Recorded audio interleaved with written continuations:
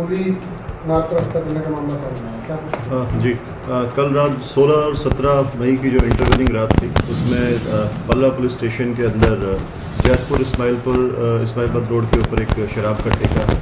उस पर एक युवक की जिसका नाम सूरज है उसकी कुछ हमलावरों के द्वारा जो है गोली मार करके हत्या कर दी गई थी। उसी संदर्भ में FIR नंबर 332 पल्ला पुलिस स्टेशन के अंदर 190, 191, 103 BNS के तहत जो है वो दर्ज किया गया है। और जिस मुकदमे में जो परिजन हैं उनके द्वारा 7 लोगों के ऊपर जो है आरोप लगाया गया है और उन्हीं 7 में से जो 2 मुख्य आरोपी थे जिसमें से एक का नाम रोहन है और दूसरे का नाम आकाश, जिनके द्वारा इस हत्या के मामले के अंदर अपनी जो इलीगल पिस्टल उनके पास थे जिससे इस हत्या को अंजाम दिया गया।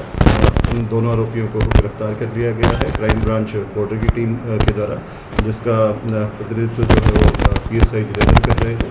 और जो दोनों आरोपी हैं अभी वो पुलिस की हिरासत के अंदर हैं और उनसे सख्ती से जो है पूछताछ की जा रही है। सर, क्या कारण रहे हैं जो हत्या की गई गोली मारकर और फिर उसकी बेकदरी भी करी गई? जी, प्रारंभिक पूछताछ के अंदर जो सामने आया है उसमें जो आरोपी आकाश और रोहन है ये दोनों चचेरे भाई हैं तथा इन लोगों का जो मृतक सूरज है जिनके पास में रहता है, जिनके पास ही किराए पर रहता है, देवेंद्र नाम के व्यक्ति हैं जिनके पास ही पहले रहता है। आरोपियों का और देवेंद्र का वर्ष 2017 के अंदर पहले एक लड़ाई झगड़ा आपस में हुआ था जिस संदर्भ में मुकदमा भी एक पल्ला पुलिस स्टेशन के अंदर दर्ज हुआ था। तभी से इनकी आपस में रंजिश चली आ रही थी और जो सूरज जो है वो उसी के पास देवेंद्र के पास रहता था और सूरज इन लोगों के बारे में सोशल मीडिया के ऊपर हमेशा लाइव आ करके और पोस्ट डाल करके जो आरोपी हैं उनके साथ गाली गलौज करता था। इस चीज़ को लेकर के इनकी आपस में रंजिश थी और वो पहले से काफ़ी दिन से प्लान कर रहे थे उसको मारने के लिए। उन लोगों ने मृतक को पहले भी इस बारे में वार्निंग दी थी कि इस तरीके का जो है अंजाम जो है उसे फेस करना पड़ सकता है, लेकिन उसके द्वारा इस संबंध में कोई भी शिकायत वगैरह नहीं दी गई थी और उसने लगातार जो है सोशल मीडिया पर इस तरीके की पोस्ट को डाल रहा था।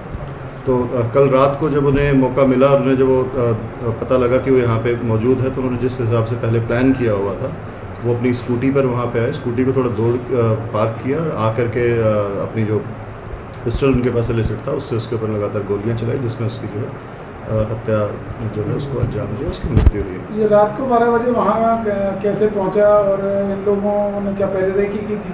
जी, जैसा मैंने बताया वो वहीं के उसी मोहल्ले के नज़दीक ही रहने वाले हैं और उन्हें पिछले काफ़ी दिन से उसकी जो मूवमेंट थी वो देख रहे थे और उन्होंने उस जगह पर उसको लगातार जो है 2-3 बार देखा था और कल जब उन्हें उस टाइम पे वहाँ पे मिला तो पहले जो उन्होंने प्लान किया था उसी के आधार पर उन्होंने वहाँ पे आकर के इस वारदात को अभी जो प्रारंभिक जांच के अंदर जो सामने आया उसको लगभग 8-10 फायर जो है मौके पे हुए हैं। बाकी जो पोस्टमार्टम रिपोर्ट के बाद और ये चीज़ क्लियर हो पाएगी कितने अन्य आरोपियों की गिरफ्तारी कब तक सर?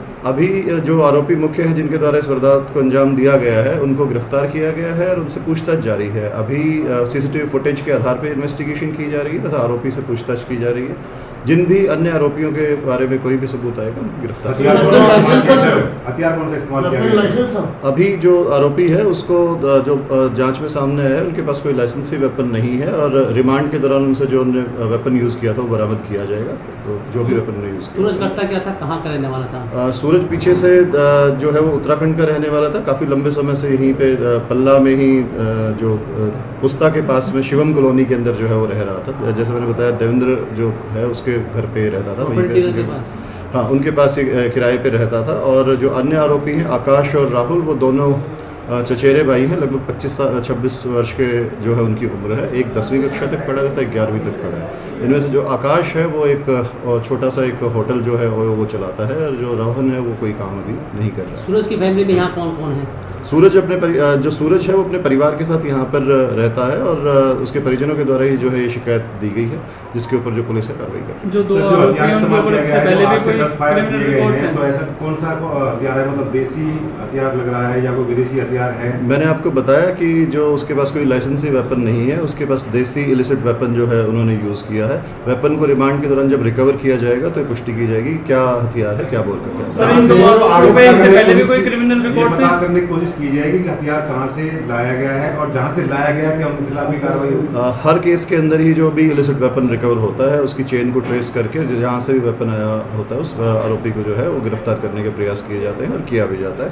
इस केस में भी जो वेपन जहाँ से भी आया चेन को पूरा इन्वेस्टिगेट किया जाएगा और आरोपियों को जहाँ से वेपन आया उन्हें गिरफ्तार। सर, जो आरोपी हैं ये सिर्फ 2 ही है या और भी इसमें, क्योंकि आपकी जांच चल रही है, पूछताछ की होगी, तो क्या 2 ही आरोपी हैं? जैसा मैंने आपको बताया, परिजनों के द्वारा 7 व्यक्तियों को, इसके अंदर 7 लोगों के ऊपर आरोप हैं, जिनमें से 2 को गिरफ्तार किया गया है। अभी प्रारंभिक पूछताछ जो है उसके अंदर जो वेपन से जो फायर किए गए हैं वो दोनों आरोपी आकाश और रोहन के द्वारा ही किए गए हैं। सीसीटीवी की जो जांच है उसमें और जो इन्वेस्टिगेशन फर्दर की जाएगी उसमें आगे जिन भी अन्य आरोपियों की जो है इन्वॉल्वमेंट आएगी उनके खिलाफ कार्रवाई। इनका कोई क्रिमिनल सर जो 2 आरोपी इनके ऊपर और भी कोई क्रिमिनल रिकॉर्ड? मैंने बताया जो आरोपी है इनका 2017 में जो पड़ोसी इनके देवेंद्र है उनके साथ पहले भी झगड़ा हुआ था, वो एक मुकदमा उनके खिलाफ दर्ज है, उसके अलावा कोई मुकदमा दर्ज नहीं है। लेकिन जो मृतक है इसके खिलाफ 3 मुकदमे जो हैं वो क्रिमिनल रिकॉर्ड जो है उनका अभी तक मिला है, और आरोपियों का भी जो कोई अन्य अगर रिकॉर्ड होगा तो वो अभी जो है उसको फाइल करेंगे। Thank you sir.